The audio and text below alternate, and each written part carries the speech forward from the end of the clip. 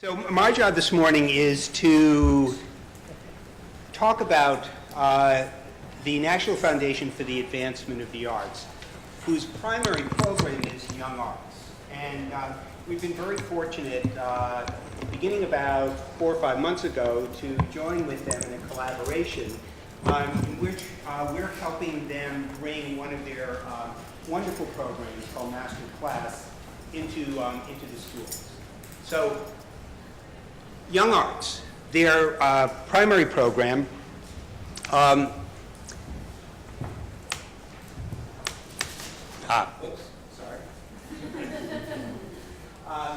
it's been going 30 years. This is the 30th anniversary of the Young Arts program. And its goal is to nurture and support the careers of young artists, high school students primarily. It's really a scholarship program that attracts thousands of applicants each year. And we wanted to give you a notion of what the mission was of the National Foundation, which is to identify emerging artists and to assist them at a crucial juncture in their education and professional development. Now that's what Young Arts is all about. And what we're doing, and they're beginning to finally address, is the second part of their mission, and to raise the appreciation for and support of the arts in American society. So that's where our support of Masterclass fits in, is to the second part of their mission.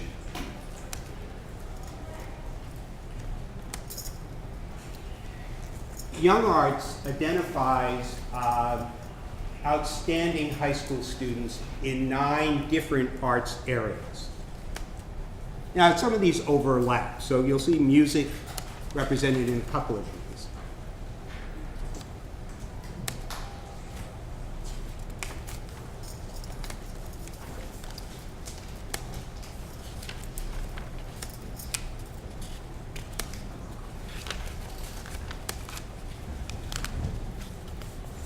You can see a lot of different opportunities for high school students to be involved in this program.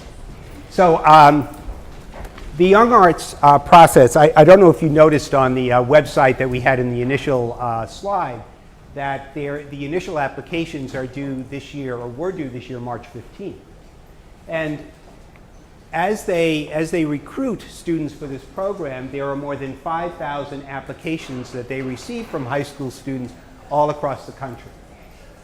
And at their initial screening, they use Miami-based judges. The foundation is located in Miami, and they reduce these 5,000 applications in 9 different disciplines to a pool of 2,000. And then in October each year, there are 9 teams, 1 for each arts area, that then reduces that pool of 2,000 applicants, and they're pretty evenly distributed, although there are some categories that are larger than others. They reduce in 4 days in October.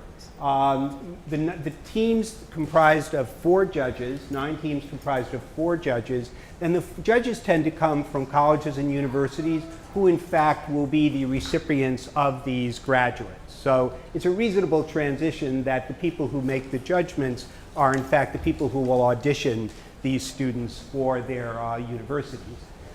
They select the finalists. The finalists include 150 artists, photographers, musicians, dancers, who then are invited to Miami for a week in January, in which eventually are identified the scholarship recipients.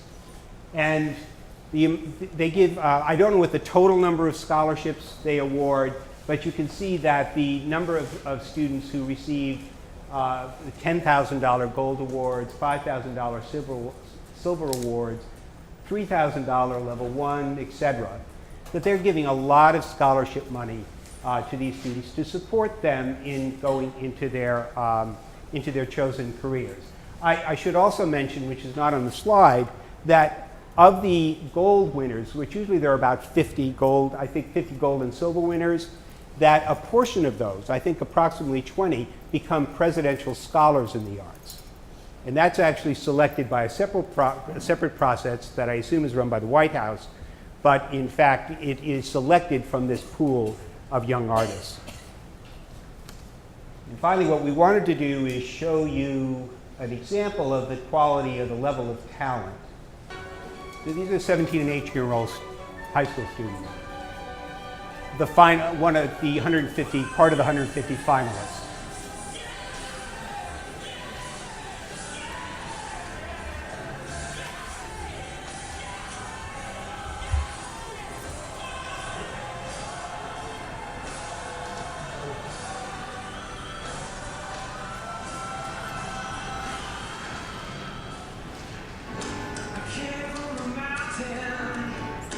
They're making a strong effort to represent diverse arts. So you'll see a variety, not just traditional Western art kinds of things. Last year, one of their 50 winners was a hip hop artist.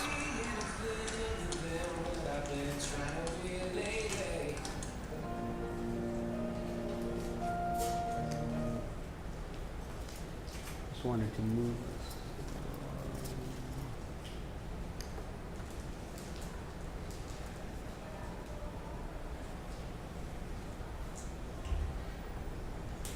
Oh well.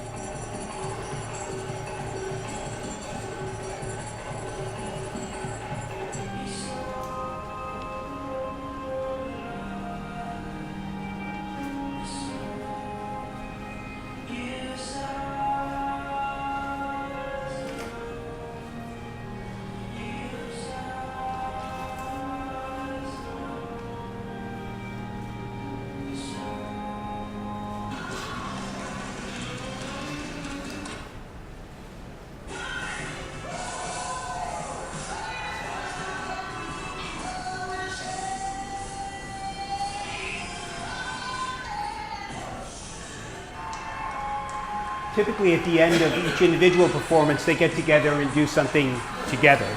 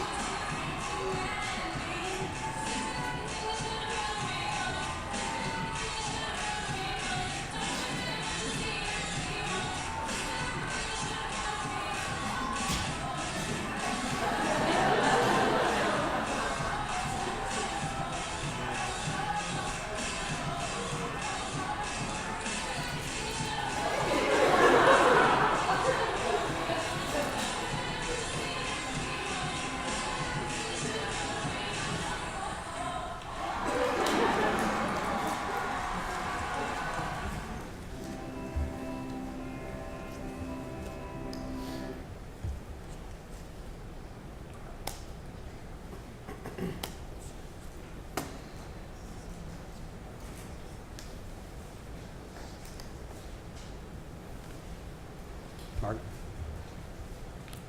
Thanks, Hal.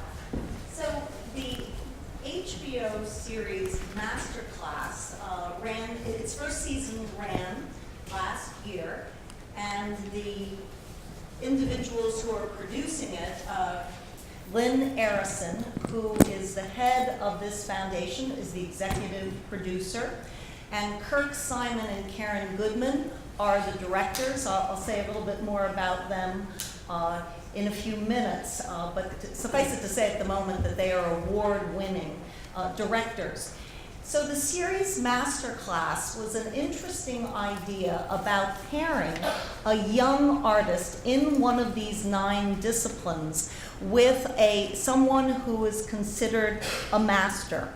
And this was, as you'll see, a range of individuals, and sometimes the group of young people. I think it was only 3 or 4 young people who had the opportunity to have an audience with Placido Domingo. I use that word very deliberately because the directors told us that it's harder to get time with Placido Domingo than it probably is to get an audience with the Pope. So they, 3 or 4 lucky young individuals had this opportunity to talk to Placido Domingo, and others, there were groups of anywhere up to about 9 or 10. I think the group of young people with Frank Gehry was much, much larger. So a range there. So these are half-an-hour segments. As I said, the first series is concluded on HBO, and the directors are in the process now of putting together a second series. And when these conversations take place online, it is a kind of a conversation about how one develops one's craft, what one does to really be a success in these extremely competitive, very, very competitive artistic modalities. So here is the names of the individuals for this first season. As you can see, a range of artistic disciplines are represented here, and the activities also were somewhat different. With Frank Gehry and with Olafur Eliasson, for example, the students, the young people, were given a project, a task, something to develop, something to build, and something to create. In the case of Olafur Eliasson, the screening took place in Berlin, so you had these wonderful opportunities to get a little bit of a sense of the city. With Michael Tilson Thomas, who is the new conductor of the New World Symphony in Miami, students sat around his lovely home in Miami talking about the work of putting together a new symphony. Have any of you seen this series, by the way? Yeah, I mean, you have to subscribe, obviously, to HBO in order to do it. It may be coming out on Netflix at some point in the future, but it struck us when we saw the series that this is a wonderful, wonderful teaching tool, because obviously these are extraordinarily gifted and accomplished individuals who are in the process of trying to make sense of their life in the creative world to a group of young acolytes, almost panting young acolytes. You can see the respect and awe with which some of the few people who were talking, for example, to Edward Albee in a conversation in, maybe I guess his living room about the work of being a playwright. It was really quite wonderful. Or the individuals, the young people talking to Jacques d'Amboise and Bill T. Jones. And again, this is an occasion in which both Jacques and Bill had the young people dancing and gave them a kind of a choreographic challenge. How would you deal with this problem? So you can see in many ways in the interactions of the young people with these masters, a kind of a sense of how close creativity actually might be to things like problem solving. Okay, now, let's see. Can you do that?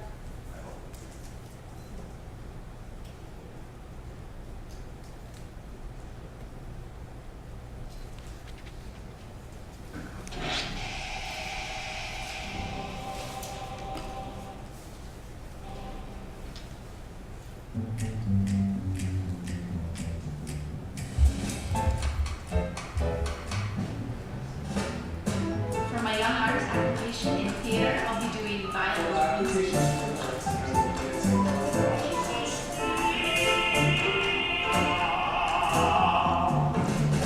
Trust what's going on. This is one of the oldest tricks in the book. It's happening here.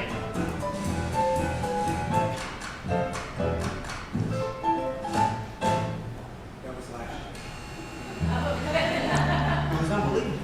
He opened up his notebook, and he had all of our writing there, marked from his hand. And I was like, Edward Albee was writing my script. I was just like, oh God. What would be the best way to maximize the amount of panels?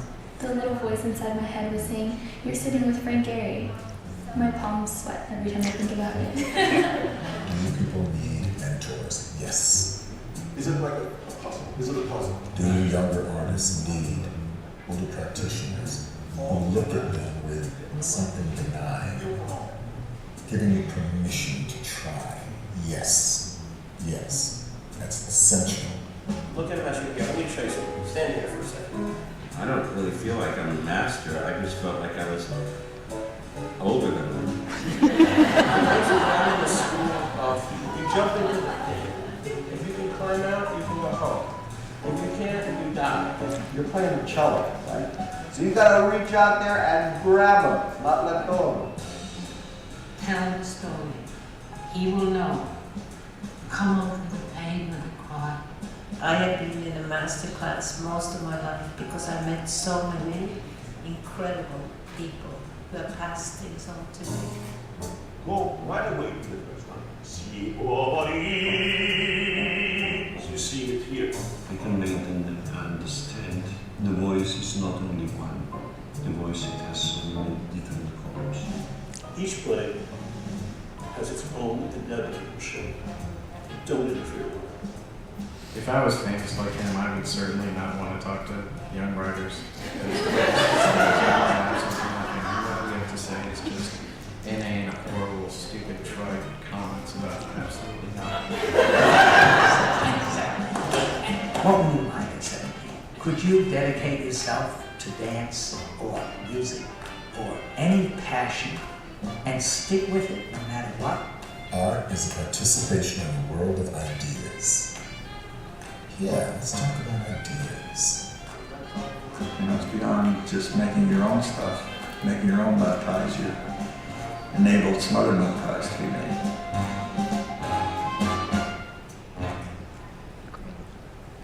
Thanks, Hal. So you can see from this little promotional video just how delicious these encounters are between these young people and their masters. So what I want to just do now that we've given you background about the foundation that reached out to us to do the curriculum work and told you something about the television series, what our curriculum task is with this, and then Gary Natriello will talk some more about how web and web design through EdLab is in support of this project. But before I turn to that, let me just do a further plug for the directors. We've met with Kirk and Karen several times, and one of the meetings last August, they told us that they were also on special assignment for Lynn Arison to do a documentary film about a school in Tel Aviv that is an incredible coming together of students from North Africa and the Middle East, and they were, crazy busy with all of this production, and were coming and talking to us about the Masterclass series in between that very compelling project. If you get a chance, the film is called Strangers No More, and it won the Academy Award for documentary film last month. So that was a very exciting thing for all of us, I should say, to kind of be part of the backstory of seeing two incredibly talented filmmakers produce something that goes on to get such amazing recognition. All right, so our challenge then, oh, that's right, I can do this. Our challenge then was to take these 9 episodes of Masterclass and try to think about how these lessons, these conversations, these interactions could be put into usable form for secondary level. And by that I mean kind of roughly grades 6 through 12. Now, keep in mind that both the arts and I would say even social studies these days, my field, are somewhat endangered species in a lot of schools because of the very important emphasis on literacy and numeracy. We know how important those skills are. Nevertheless, I think Professor Abeles and I and our colleagues feel that it is a real shame if we don't have attention to the arts and to social studies for a whole variety of reasons, and I won't do my soapbox about that. But happily, Lynn Arison agrees that she wants the arts and this show and this set of lessons to be broad-based, multidisciplinary, so that the arts are informing the study of other subject matter as well. Moreover, she and the folks at Young Arts want the study guide that we're developing to focus on what is called now 21st century thinking skills. Probably you've heard of these. They're coming down the pike with the Common Core curriculum standards that I think 40 some odd states have already adopted. So they're going to be very, very critical in the way curriculum is reshaped over the next decade or so. And when you look at these thinking skills, creativity, collaboration, critical thinking, and communication, I think you can understand how these ideas are so central to the work of all of the disciplines. And in developing these skills and what you might call habits of mind across disciplines could be very reinforcing. So that's in part our framework here in approaching the production of something that is a study guide. I think I inadvertently used the term curriculum before. You know, those of us in education kind of make a bit of a technical distinction between those two ideas. A curriculum is something that's much, much more full-blown and detailed, and a study guide is something that's somewhat shorter, more flexible, and can be adapted to different settings. We decided we wanted to go with the notion of a study guide because, as you know, school systems, curriculum frameworks across the country are very divergent, and we want this study guide to be taken up by teachers in all these disciplines. So flexibility was really a core value. So what we're trying to do here are ask some provocative questions, such as a fundamental one, a kind of concept formation, as we would say, question in social studies. What does it mean to become a master of your craft? How can a mentor help you become a master of your craft? How can your successes and failures and those of others in your field be used as a valuable learning tool? We're hoping that what we put together in this study guide will be able to be used, therefore, in disciplines such as science, where I think these questions obviously apply, as well as in an English class, in an art class, in a music class, in a computer technology class. I mean, these are questions that are very, very broad and interesting. We're also hoping teachers will make connections to masters who perhaps are more part of the everyday lives of students. I think we recognize the name brand value of the individuals who were featured in this first series, but it may be the case that for a kid in 7th grade, you know, up the road, that a name like Derek Jeter might be more familiar in terms of the notion of mastery. And so we're hoping teachers will make connections to, let's say, more commonplace, everyday, or local masters. Here's a kind of a sample activity to think about a timeline of talent and how the use of passion, bringing passion to the pursuit of a skill, and also perseverance to the pursuit of the skill are really critical if one is going to develop towards mastery. It's a lot about talent, we all know, but it's equally about perseverance in the face of difficulties and competition and the development of skills. So these are some of the questions. So I'll just wrap up by saying that we've got a draft of the study guide, almost complete. It's going to be reviewed by different individuals who are experts in these fields to be sure that it stands up. And then boxed and shipped copies of HBO's series as well as the study guide to 50,000 schools across the country. So it's a wonderful thing this foundation is doing, and more on that later. But now the web presentation.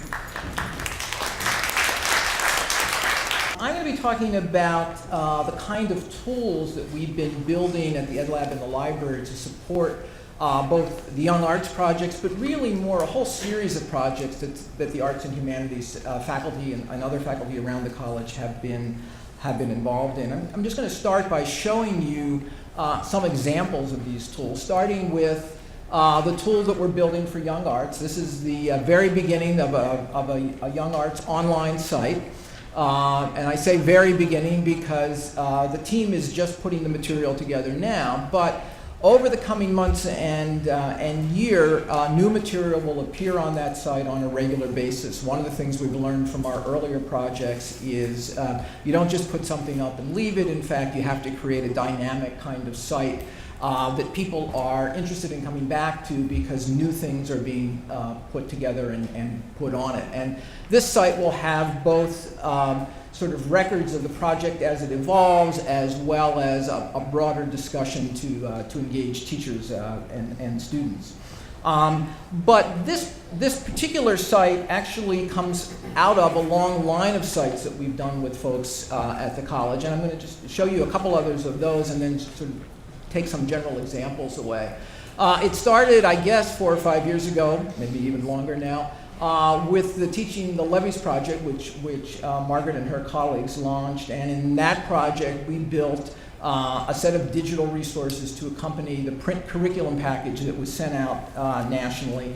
And those resources continue to be added to. Members of the team and other members from around the country continue to send things in.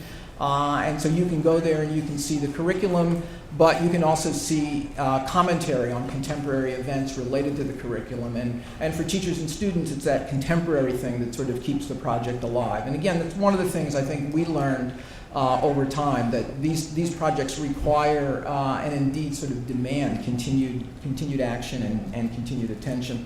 Another project that took this same kind of approach was the Let Freedom Swing project, which really kind of celebrated a coming together of Sandra Day O'Connor and Wynton Marsalis, sort of exploring the intersection of jazz and democracy. And again, Margaret and her colleagues were involved at that at the college and producing materials that would allow these kinds of resources to be more easily used within in educational settings. And then the last one I just wanted to show you is a project that we're sort of not quite to the middle of yet, called Understanding Fiscal Responsibility. And that's being led, again, by a faculty member in Arts and Humanities. And in that project, the challenge is to create resources to teach high school students about the importance of the federal budget. And again, what we've learned, and particularly with this particular project, is currency is really important. And especially over the last month, as you've seen one budget battle over another, the team has been involved in keeping this site up to date and trying to sort of reach out and have very contemporary discussions. So those are all sites that engage in online publishing, that put materials up in digital form, and in and of themselves they're all interesting, but what's more interesting, I'm going to say a little bit more about this as we go forward, what's more interesting is that it's actually allowed us to evolve a platform for digital publishing at the college. And so when we started in the very first one with the sort of Teaching the Levees project, it was pretty much a custom-made kind of project. We started from scratch. Our developers came in and built the whole thing. By the time we've gotten to the Young Arts project, we now can put together these kinds of sites very quickly, very inexpensively, and allow people to try them out and play with them. And one of the things I wanted to highlight and actually invite all of you is to become members of the publishing site. So these resources are all on something called the Pressable Publishing system, which is available to everyone at the college, including alums and guests and visitors. And for the rest of today, until 4 o'clock, there will be a team on the first floor of the library who will show you the system and have you up and publishing, should you have something you want to publish before you leave today. I should caution you that we started the project in an informal way last June, and between last June and now, 210 publishing sites have been started by members of the Teachers College community. About 150 of those have been abandoned.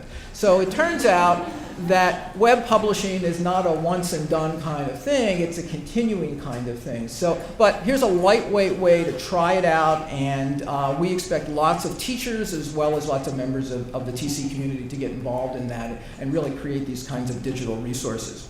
Now, Margaret and Hal were both very creative in pulling up interesting video in their presentation. And indeed, one of the things we've been working with them and others at the college on is ways to use video more creatively in the educational process. And I want to show you just some examples of that as it relates to these other projects that we're talking about. We're going to be doing some for the Young Arts Project as it moves forward, but we've already done it for some of the other projects. So we've got here a professional development video, which you can't see much, and I'll tell you why in a minute, which generates a discussion about the role of the U.S. budget in American history. And I actually started with a really nice clip of Margaret and was going to show you that, and then took a still of it. And if you've ever taken a still of video, or if you even just flicked your television receiver from one channel to another, you know that likely as not you're going to catch someone with their eyes closed as they're blinking. So I tried to get the clip with Margaret, and I tried about 6 or 8 times, and each time her eyes were closed more forcefully than the other. So out of respect, I decided only to show the intro panel and not the other. But you can go to the site yourself and catch Margaret napping if you like, but you have to stop it quickly. So this particular system that we've got is a system that allows people to look at video, to generate a discussion about the video, and in this case it's a video that was created for the project for professional development, and again it's for the Understanding Fiscal Responsibility project. The next one is another example using the same system but using it in a little different way, and here it's importing a video from YouTube. So a video that's not produced by us. This happens to be President Obama's speech on his latest budget proposal. And in this case, you've got, we're sort of showcasing the ability to develop a quiz around the video. So again, it's a tool that can be used by teachers, both for discussion and for quizzing and sort of testing understanding. And then the last example I'll show you here is one from the Let Freedom Swing example project, and again it's using video from the project but allowing teachers to create discussions around the video. It's actually turned out, for the people who've been pilot testing it here at the college, one of the things we didn't anticipate, people like it for lots of reasons. One of the reasons they like it is people can now use video without taking up class time. And if you recall, Teachers College classes are not the longest in the world, so class time is at a premium. So we now have lots of folks who are running discussions about a resource before people come to class and not having to play the video to do that. I'd also like to invite all of you, if you have time today, to go down to the library. When you talk to folks about the publishing platform, you can talk to them about the video platform, because indeed it's available to all of you. You simply sign up and register, and you can either embed videos from other places, you can upload videos, or you can create classroom discussions based upon the video. And one of the things that's interesting in the way it emerges as these projects grow is that we're actually building a fairly robust video resource collection, which will be for the college, but also more broadly for the field of education.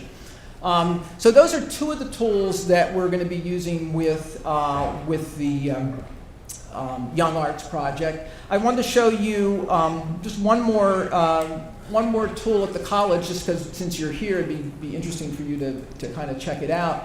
And that is a new tool that we call EdNode, which is a collaboration and community building tool. And what it lets you do is register your interests and background, and then connect with other folks at the college and in the college community who have similar kinds of interests. So a way to meet other people who are either teaching the same kinds of things or doing research on the same kinds of things. And again, it's a tool that we've just released within the last 2 weeks, so it needs members to join and to make it more exciting. Last thing I'll show you and share with you, because I promised Margaret I would, is a little promo for the upcoming Creativity, Imagination, Innovation Symposium, which is on the 28th and 29th of April, where Margaret and her colleagues have really put together a tremendous program focused on creativity and education. And for those of you who are here because the Young Arts Project appealed to you as an example of that kind of work within the field, the conference is really a broader opportunity to sort of consider the same kinds of things. Finally, let me conclude with what we think we've learned in doing these projects. First of all, we've learned how much fun it is to work with Margaret and Hal and the other members of the Arts and Humanities Department, and that's been terrific. But we've sort of learned 5 or 6 things about these projects as we've gone along. One of them is that iteration is really important. So, you know, Young Arts is probably the 5th or 6th project that we're doing in collaboration with the Arts and Humanities team, and it's going to be the best project that we've done. And I'm sure if there's a project after that, that one will be better than the Young Arts project, and that is because each time we do one of these things, we learn how to do it better. We learn also that iteration is so important that we do lots of iterations within the scope of the project. So each of these projects got released in 2 or 3 phases, and each of the online sites got redone and built out as they got released. The second thing we've learned is there's a big shift going on, particularly among teachers, in the way they access materials. And that's changed the way we think about these projects. So initially, when we did the Levies project, most of our attention was on the print materials.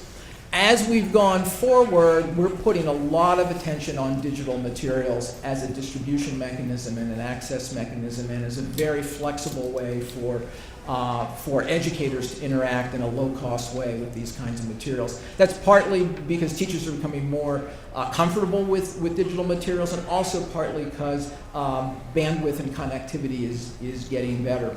And so we get lots of interaction on the online sites. And increasingly we see the print materials as being an introduction to a larger set of materials that are online.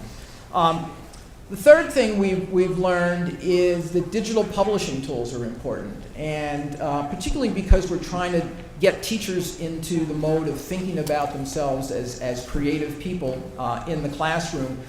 Developing tools that make it easier for teachers to use these kinds of materials, I think, is something that we are really focused on at the college, both for ourselves as teachers and for the larger community of teachers.